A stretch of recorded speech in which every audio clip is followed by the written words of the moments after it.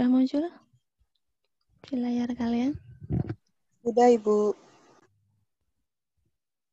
Udah, Bu. Oke.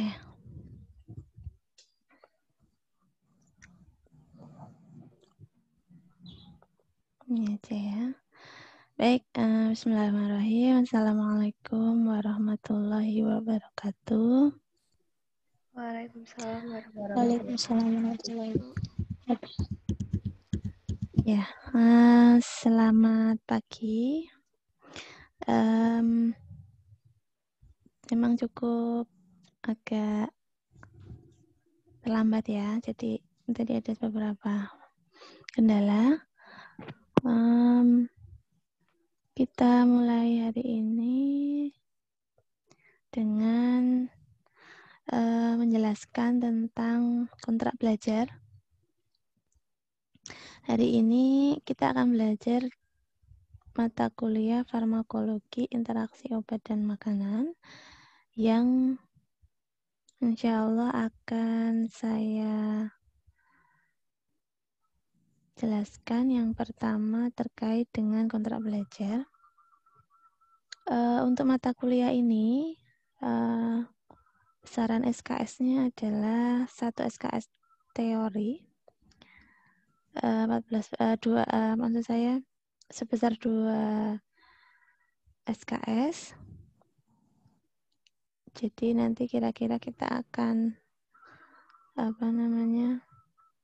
full teori belajar tentang farmakologi sebanyak 14 kali pertemuan, yang mana timnya nanti akan mengajak dosen dari TLM atau analis, yaitu Bapak Arif Wicaksana sebagai dosen di TLM. Nanti beliau yang akan mengajar kalian di after UTS. Untuk mata kuliah ini secara besar gambarannya adalah merupakan konsep, merupakan ya sebagai dasar untuk kalian supaya nanti ketika memberikan asuhan gizi atau memberikan diet pada pasien itu juga memperhatikan konsumsi obat dari pasien, yang mana ada beberapa obat yang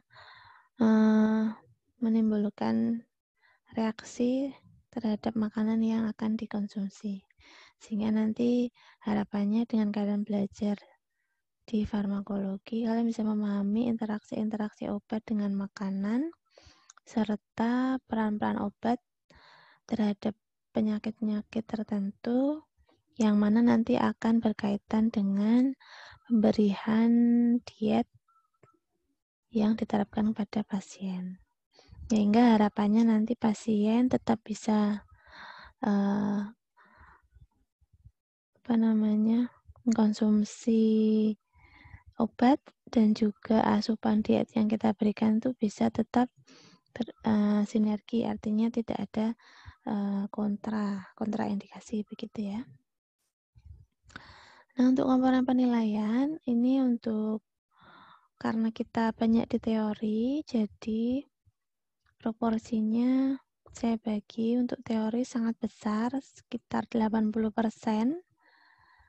dan saya bagi untuk UTS proporsinya cukup besar, 45%, hampir separuhnya. Jadi diusahakan kalian nanti tetap ikut UTS dalam kondisi apapun, karena kita nanti tetap merencanakan UTS secara online. Yang kedua, UAS 35%. Nah, nanti harapannya kalian juga tetap bisa optimal di UAS dan UTS, karena nilai tersebut tidak bisa kita isi kalau kalian tidak mengerjakan. Jadi 0. Jadi kalau 0, maka ya segitu itu nilai yang maksimal, tidak bisa kita tambahkan. Terus untuk tugas kelompok, karena tugas sebesar 20%, maka Ibu minta nanti dibagi saja per kelompok. Nah, nanti untuk macam-macam penyakit bisa nanti kalian lihat di RPS, jadi topik-topik yang diberikan oleh Bapak Arif. Nanti di situ berkaitan dengan interaksi obat dan makanan dengan penyakit. Nah, nanti penyakit-penyakitnya apa saja bisa kalian lihat di RPS. Nanti saya share di e-learning. Nah, nanti dari beberapa penyakit tersebut kalian bagi kelompoknya di kelas, dan setiap kelompok itu nanti harap mengumpulkan lebih dari 10 macam-macam obat yang ada interaksi dengan makanan, yang ada kaitannya dengan penyakit tersebut. Misalkan penyakit hipertensi. Hipertensi itu dia mengkonsumsi obat-obat NSAID begitu. Nah, nanti obat-obat NSAID itu kan ada banyak macamnya. Nah, nanti itu dijelaskan satu-satu mana obat mana yang berkaitan dengan makanan. Misalkan ada obat A berkaitan dengan buah anggur, obat B berkaitan atau ada interaksi jika dikonsumsi bersamaan dengan makanan-makanan tinggi protein, misalkan seperti itu. Jadi silahkan browsing, silahkan bagi tugas dalam kelompok tersebut.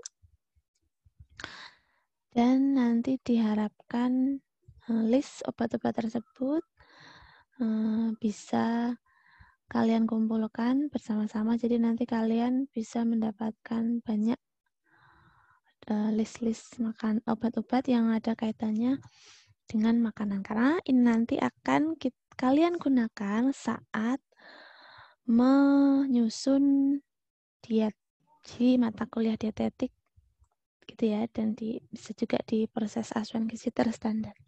Jadi nanti akan ada manfaatnya.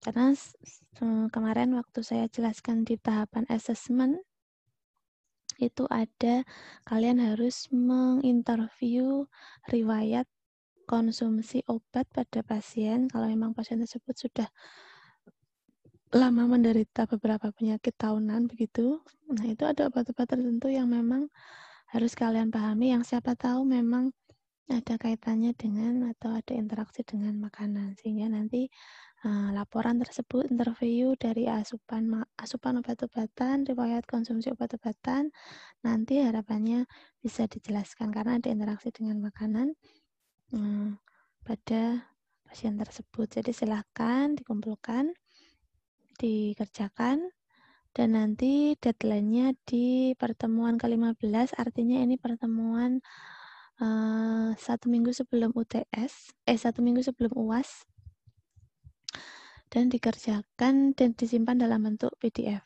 Nanti diupload di e-learning. Jadi karena masih lama, silahkan di-list bagi tugas dari sekarang. Jangan dipepet, supaya nanti hasilnya bisa lebih bagus. Silahkan nanti dibuat seperti tabel, supaya lebih enak dibaca. Gitu ya.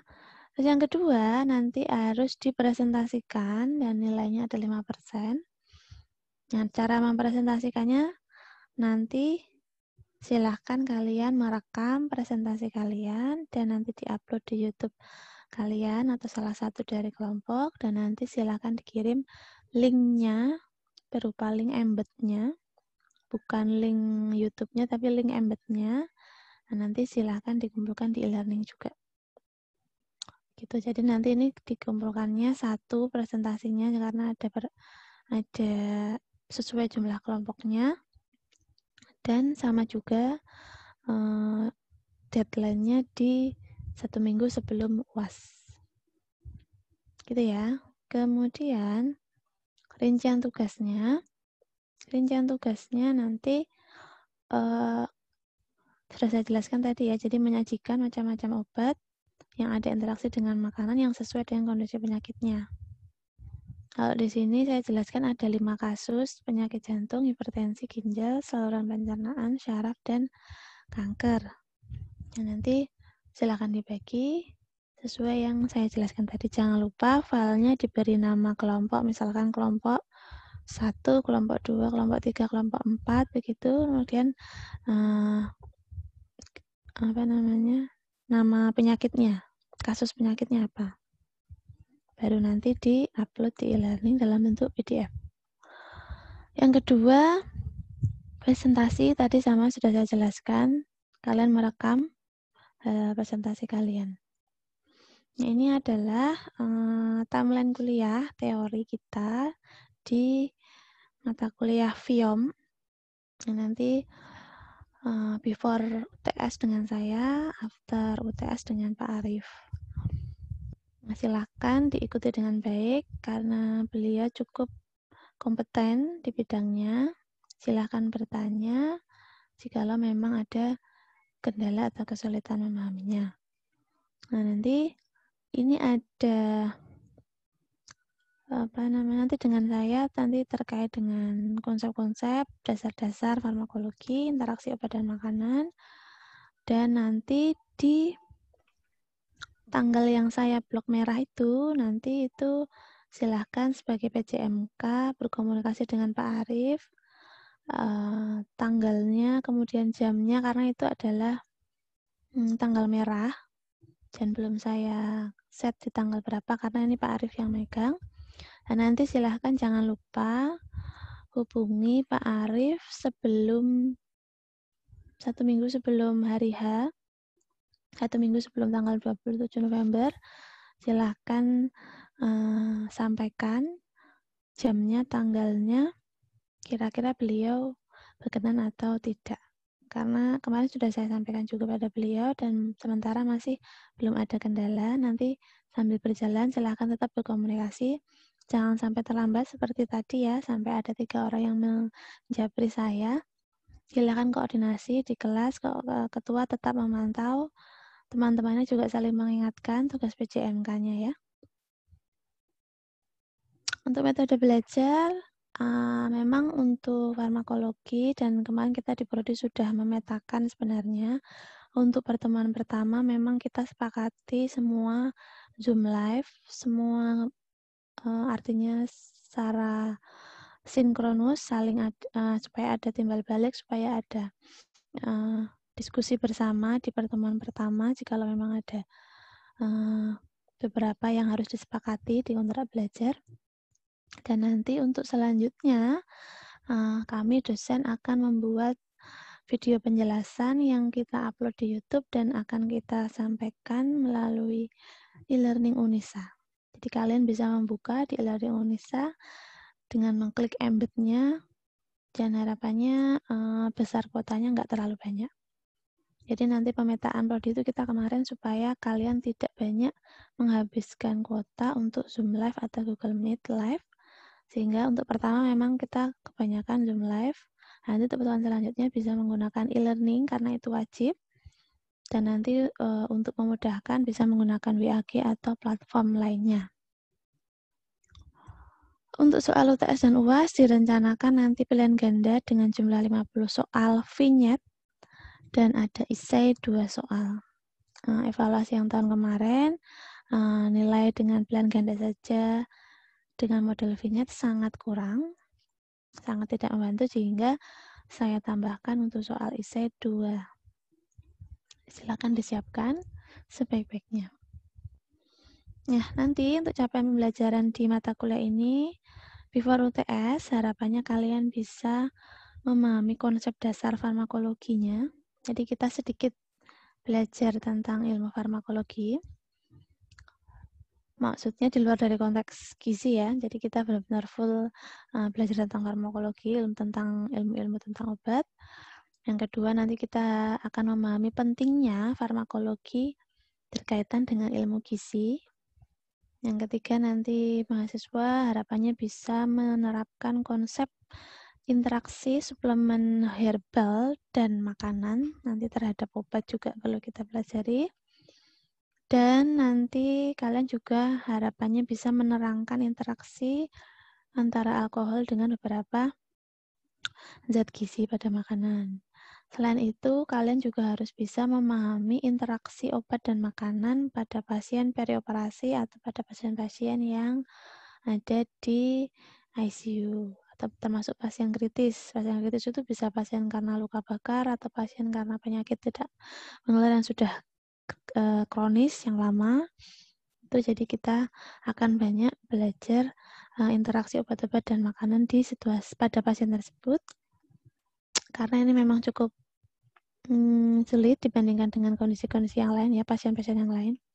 Dan nanti di pertemuan ke-7, mahasiswa bisa memahami tahapan konseling diet terkait dengan interaksi makanan dan obat. Nah, di sini nanti kalian harapannya bisa menjelaskan kepada pasien kenapa pasien harus mengkonsumsi obat sebelum makan, sesudah makan, kemudian bersamaan dengan makan, begitu. Jadi kalian harus paham di situ dan bisa menjelaskan kepada pasien kenapa hal tersebut memang harus dipatuhi, begitu ya. Jadi memang ini menjadi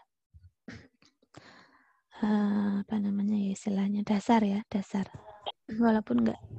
Walaupun kita tetap harus ketika di lapangan kita tetap harus berkonsultasi dan berkomunikasi dengan yang ahli, yaitu kepada apotekernya atau kepada dokter. Kemudian nanti after UTS dengan Pak Arief Yusuf akan banyak belajar tentang nama-nama obat dan interaksinya dengan makanan pada pasien diabetes, jantung, hipertensi, ginjal, gangguan pencernaan, gangguan saraf, dan nanti pada pasien kanker. Nah, nanti di situ silakan kalian pahami dengan betul. Nanti karena akan bermanfaat di mata kuliah atau pembuatan dietetik pada pasien. Dietetik di mata kuliah dietetik ya. Begitu, sampai di sini ada pertanyaan?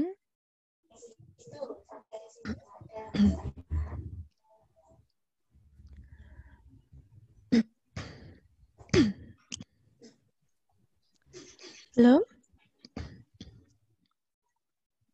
Insya Allah belum. Belum, Oke. Ibu. Belum, Bu. Baik, sekarang kita mulai masuk pada sesi topik pertama, yaitu tentang konsep dasar farmakologi. Pesan hikmah yang saya ambil yaitu kita jelaskan atau kita ambil dari surat Al-Ankabut ayat 34, di mana kita harus menjadi seorang manusia yang berilmu. Berilmu artinya kita harus banyak-banyak belajar, banyak-banyak menuntut ilmu, karena memang tugas kita salah satunya diperintahkan oleh Allah untuk sering-sering membaca, sering-sering belajar supaya nanti kita menjadi manusia yang ditingkatkan derajatnya, begitu ya.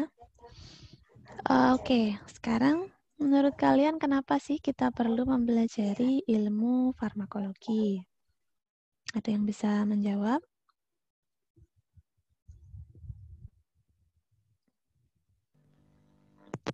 Kenapa kita perlu belajar ilmu farmakologi? Kita dalam konteks di sini ahli gizi. Yang bisa menjawab? Bu, Kia nyoba ya, Bu. Oke.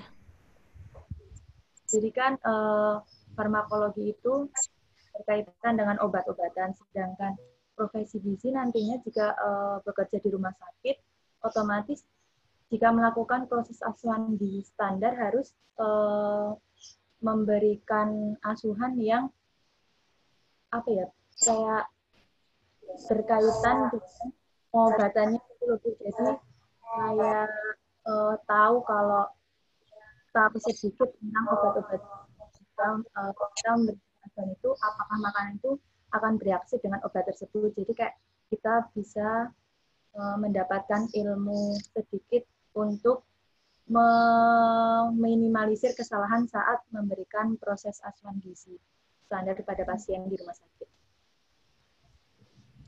Bagus, baik. Terima kasih, Kia. Betul ya, jadi artinya kita harapkan proses pemberian obat yang diresepkan oleh dokter itu harapannya tetap bisa bekerja dengan baik, sehingga nanti ketika memberikan saat kita bertugas memberikan diet atau asupan makan pada pasien, itu harapannya tidak ada kontraindikasi atau efek samping pada pasien tersebut, karena memang tujuannya kita berusaha untuk kesembuhan pasien. Sehingga harapannya dengan kita belajar ilmu farmakologi, kita bisa memberikan diet yang tepat, sehingga tidak ada reaksi dari obat yang dikonsumsi, baik itu kegagalan obat, artinya obat menjadi tidak bekerja secara optimal, atau malah nanti kita bisa harapannya bisa mencegah terjadinya keracunan, karena tadi ya, karena kita harus tahu ada obat-obat yang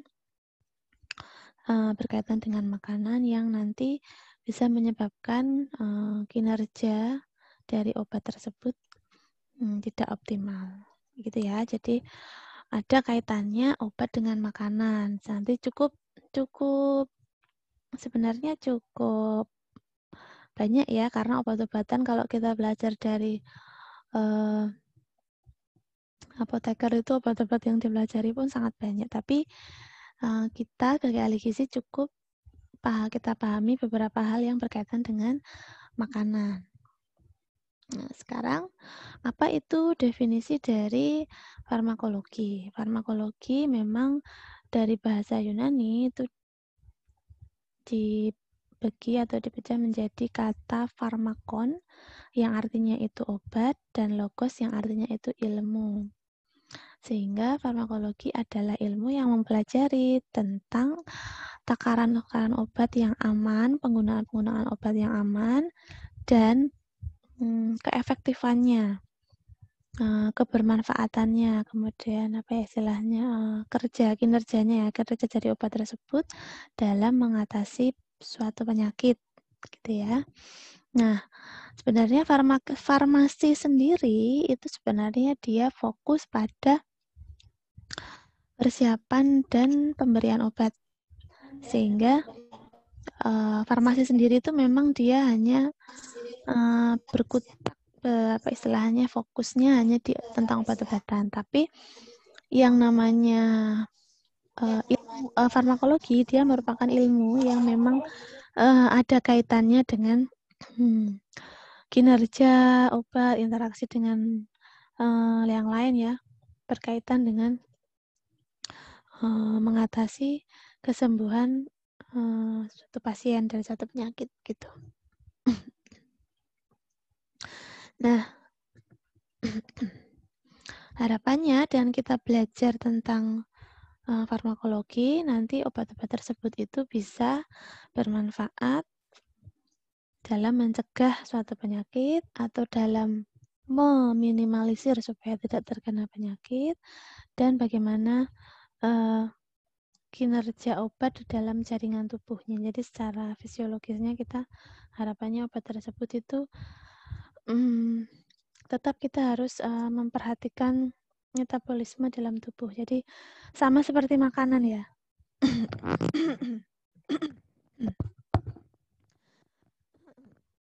Sama seperti makanan, kalau makanan itu kan kita sebagai ahli gizi mempelajari bahwa asupan protein itu akan dimetabolisme di dalam hati. Dalam hati nanti akan mengalami banyak pemecahan dari protein-protein menjadi asam amino yang nanti akan diserap dalam tubuh, seperti itu. Begitu juga dengan obat. Obat akan masuk di dalam tubuh melalui dibawa oleh darah, kemudian masuk ke dalam hati untuk dicerna, kemudian diserap, kemudian dimasukkan atau dibawa oleh sel-sel tubuh, begitu. Nah, itu kita pelajari karena memang ada interaksinya. Kita harus paham kinerja dari obat tersebut. Nah, cabang ilmunya dari ilmu farmakologi banyak ya. Ada behavioral, ada clinical, farmakokinetik, ada neurofarmakologi, artinya obat-obat yang berkaitan dengan sistem saraf. Kemudian imunologi atau imunofarmakologi, jadi obat-obatan yang berkaitan dengan sistem kekebalan tubuh, atau obat-obatan yang berkaitan dengan sel-sel atau molekul-molekul yang ada dalam tubuh. Kemudian banyak hal ini saya tulis double. Saya cuma satu. Kemudian ada obat-obat atau ilmu-ilmu farmakologi yang berkaitan khusus di sistem kardiovaskuler, dan ada yang berkaitan obat-obat terkait dengan kemoterapi atau kanker atau penyakit kanker. Jadi banyak ya, ilmu farmakologi itu semacam apa ya istilahnya, kumpulan ilmu antara obat dengan beberapa hal gitu ya, ilmu. Kemudian untuk obat itu ada bedanya dengan herbal. Kenapa? Karena memang herbal tersendiri itu memang tidak diatur di dalam Food Drug Administration, atau artinya tidak ada aturan khususnya, baik itu dari dosis, kemudian takaran yang disiapkan begitu. Jadi memang herbal sendiri itu sangat berbeda dengan obat, karena memang takarannya pun sudah tidak diatur, artinya itu tidak ada standar khususnya, dan memang biasanya dijual bebas, tidak ada resep. Dan biasanya herbal tersebut memang digunakan sebagai suplemen makanan, tapi tidak untuk pengobatan. Jadi kalau yang namanya, saya sedang pengobatan menggunakan herbal, itu salah, karena sebenarnya persepsinya itu herbal itu bukan termasuk pengobatan. Jadi beda dengan obat.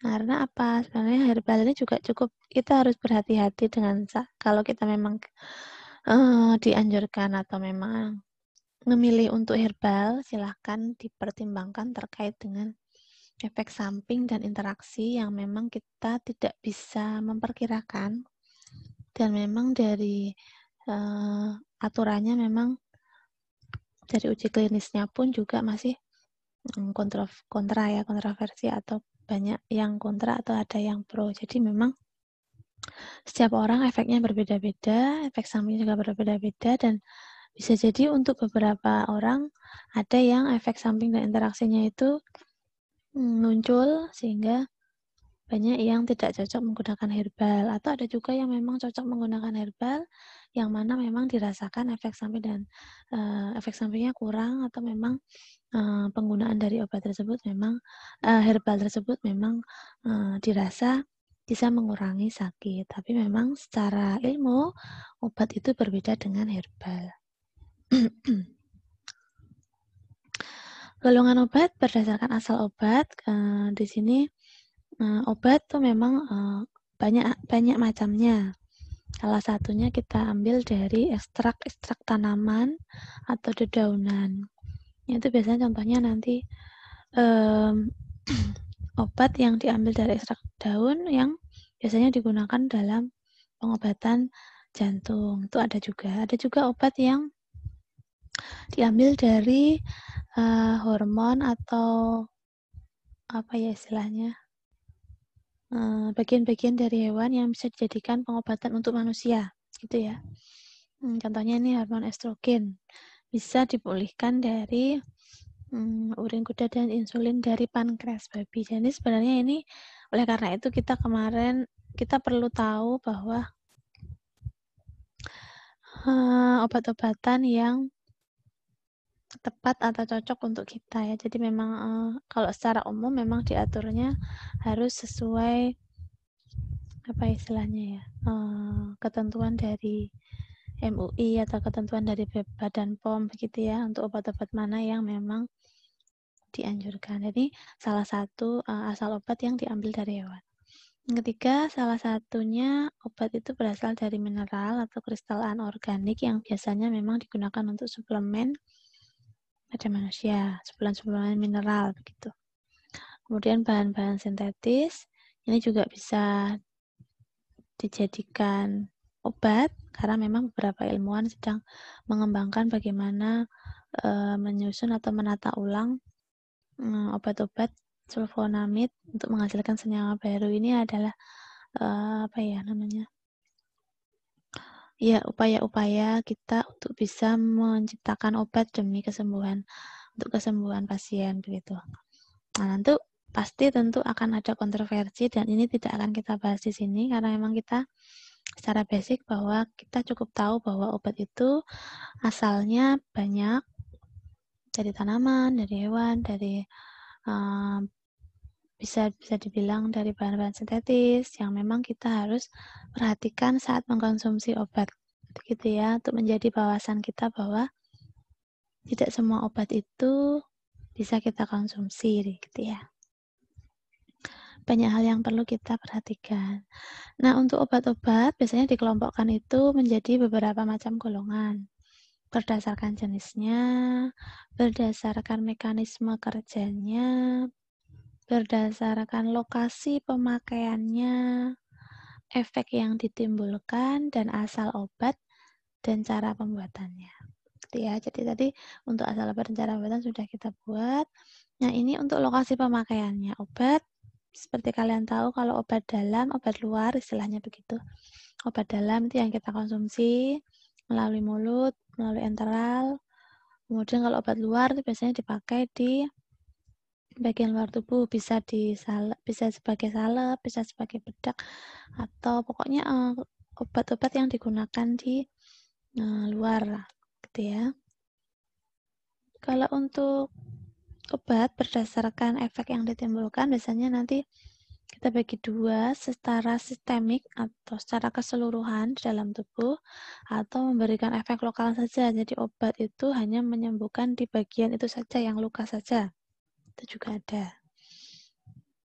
Jadi memang kita perlu tahu yang paling penting saat obat bekerja secara sistemik, karena kita harus paham di dalam tubuh itu obat sistem bekerjanya seperti apa.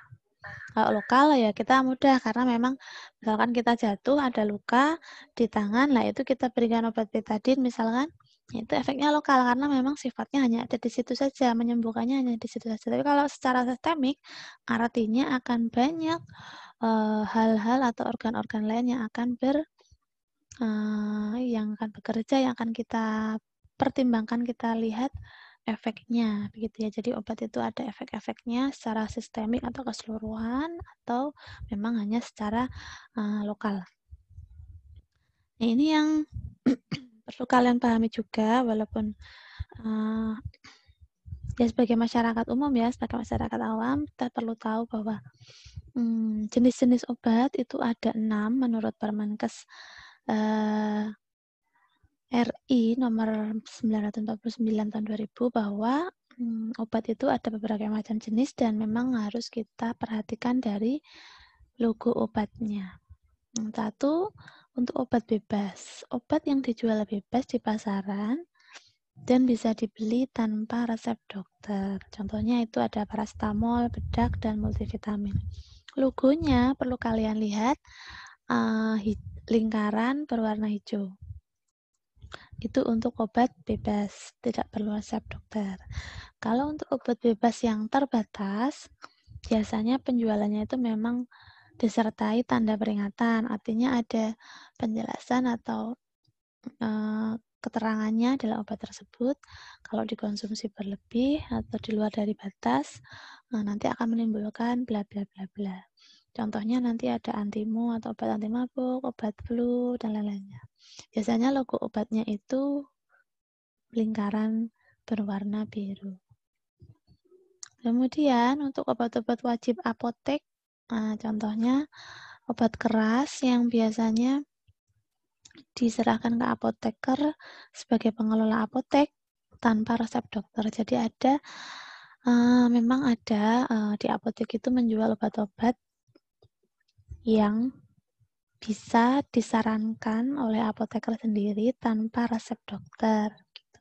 Mungkin pernah kalian menanyakan, misalkan pas sakit gigi sekali ya,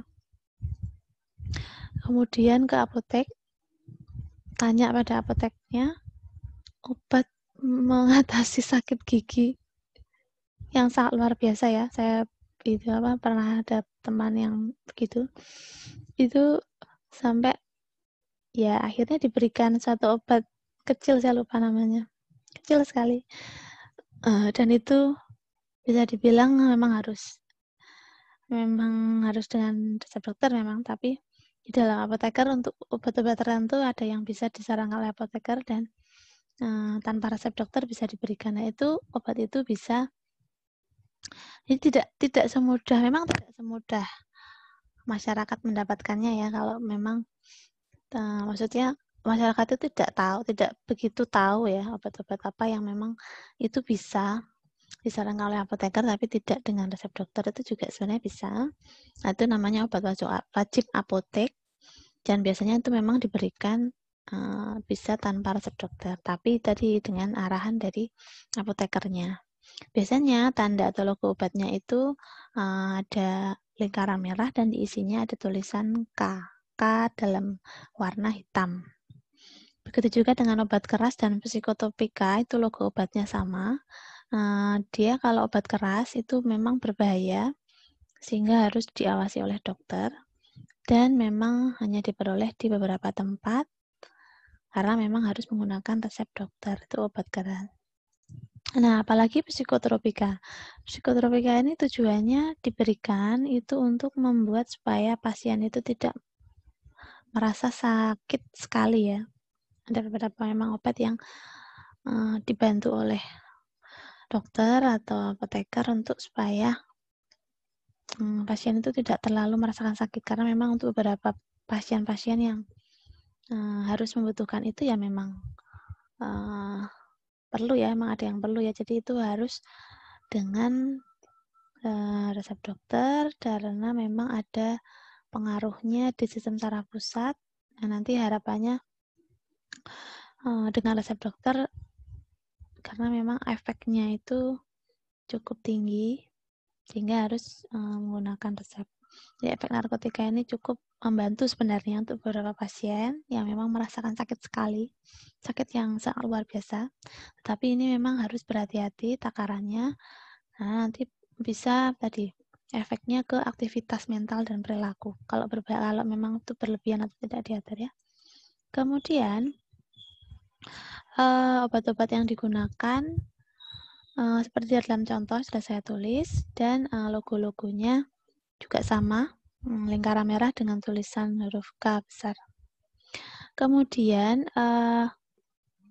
untuk yang jenis obat yang keenam yaitu narkotika, itu biasanya atau berasal dari tanaman atau berupa sintesis atau semi-sintetis yang bisa menyebabkan penurunan atau perubahan kesadaran. Sehingga nanti obat-obat ini cukup perlu diperhatikan. Biasanya tanda logo obatnya lingkaran putih dengan tanda plus merah di dalamnya.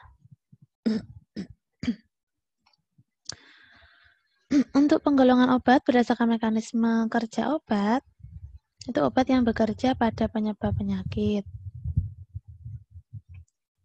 Misalnya penyakit akibat bakteri atau mikroba.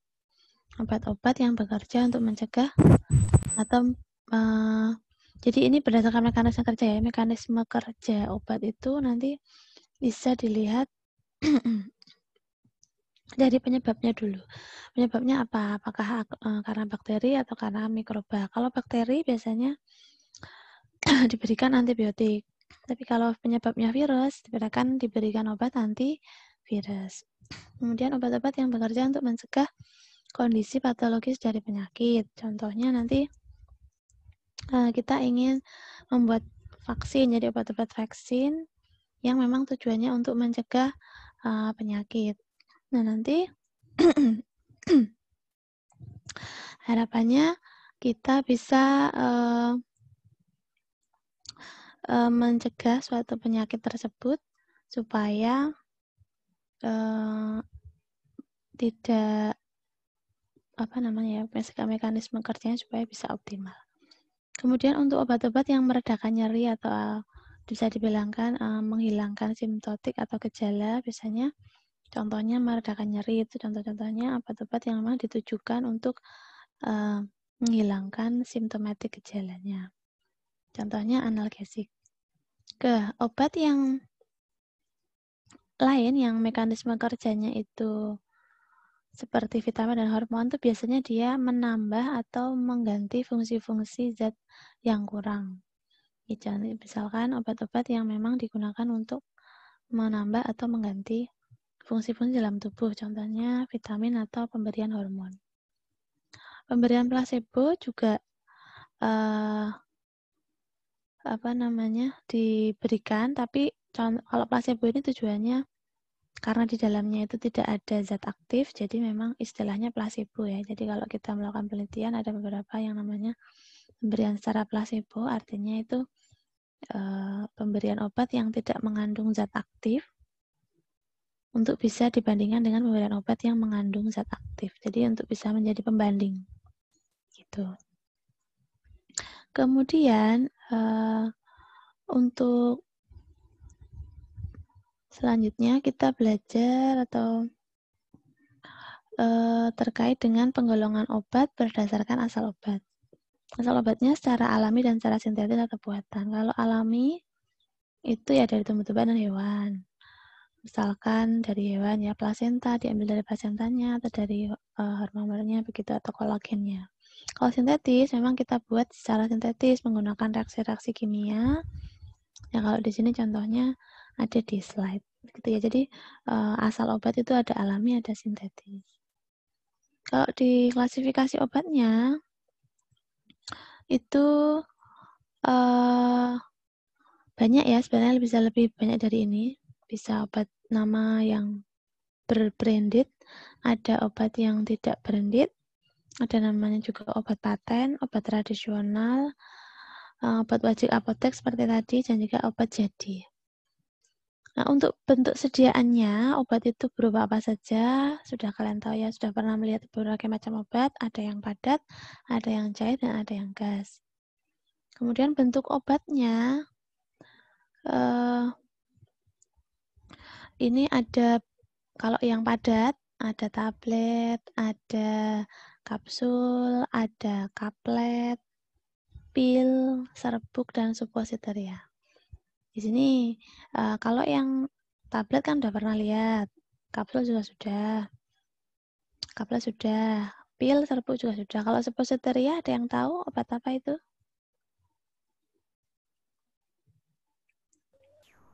Yang ini Bu, melalui pemberiannya bisa melalui maaf belakang Bu.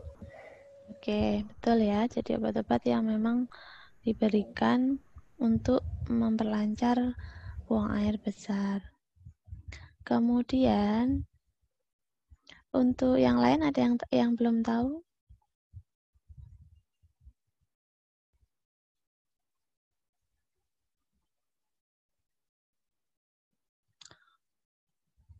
Sudah tahu semua ya?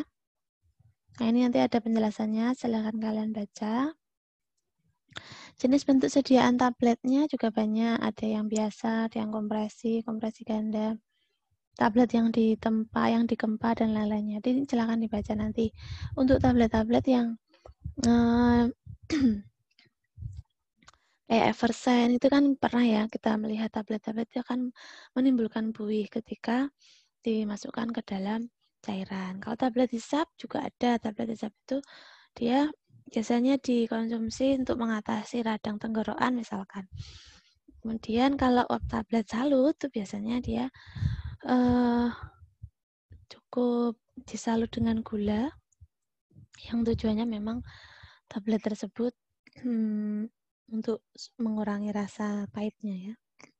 Yang lain-lain. Jadi tablet-tablet yang memang kita disediakan dalam bentuk tablet seperti itu. Bentuk-bentuk obat yang cair itu contohnya nanti bisa berupa emulsi, gutae atau immunosera, elixir, ekstrak, dan lain-lainnya. Ini banyak hal, istilah-istilah nanti bisa kalian baca penjelasannya di sini ya. Kalau larutan ya, larutan itu biasanya berupa campuran homogen dari 2 zat kimia obat terlebih. Kalau elixir biasanya dia mengandung alkohol dan ada pemanisnya. Si emulsi biasanya untuk obat-obat yang larut dalam minyak atau larut dalam air. Itu ada campurannya begitu. Nah, kalau suspensi, biasanya obat-obat tersebut memang diminta untuk sebelum minum itu dikocok dahulu, supaya bisa terdispersi. Kalau kutai, biasanya sediaan cairan itu bisa berupa salah satu bisa emulsi, suspensi, atau larutan. Gitu ya, nanti bisa kalian baca lagi. Nah, untuk obat-obat yang gas atau uap, bentuknya gas atau uap, memang itu biasanya sangat sering kita lihat pada pasien-pasien yang mengalami gangguan saluran pernafasan. Biasanya bisa disebut dengan nebulizer atau vaporizer gitu. Yang harapannya tujuannya memang untuk melancarkan pernafasan begitu ya. Biasanya menggunakan cara pemakainya memang inhalasi ya. Inhalasi itu disemprot berupa uap begitu. Sudah selesai sampai di sini. Ada yang mau bertanya sebelum kalian mengerjakan soal evaluasi?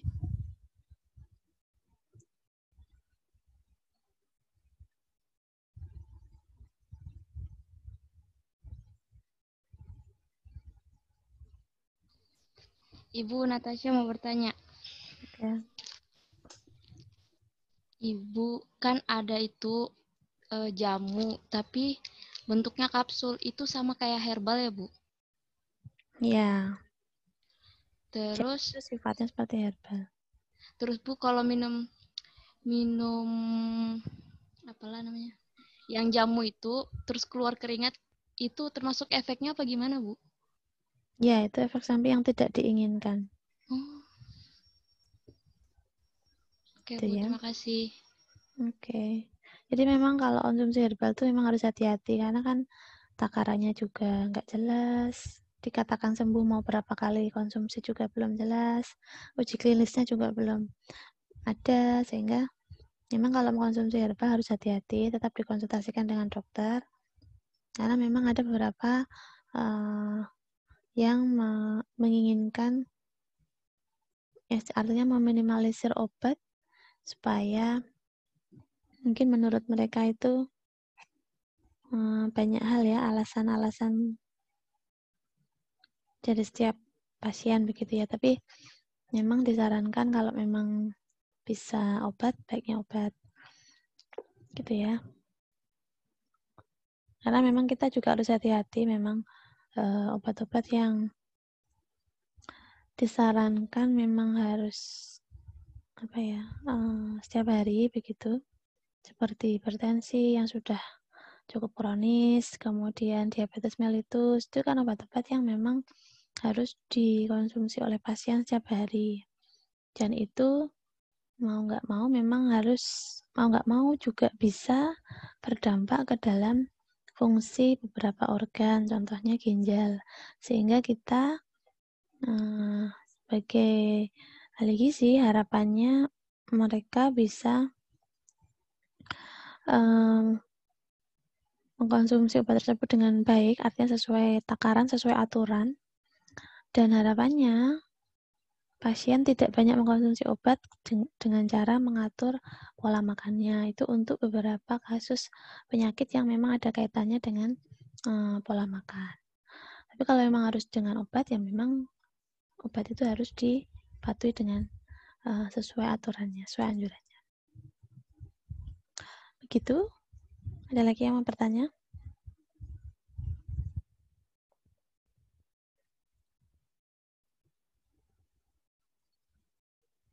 Tidak ada. Baik, Bu rasa cukup perkuliahan pada hari ini. Semoga bisa bermanfaat.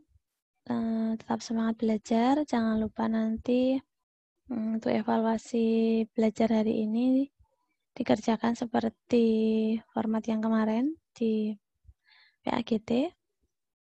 Nah, nanti saya buatkan rumahnya di e-learning.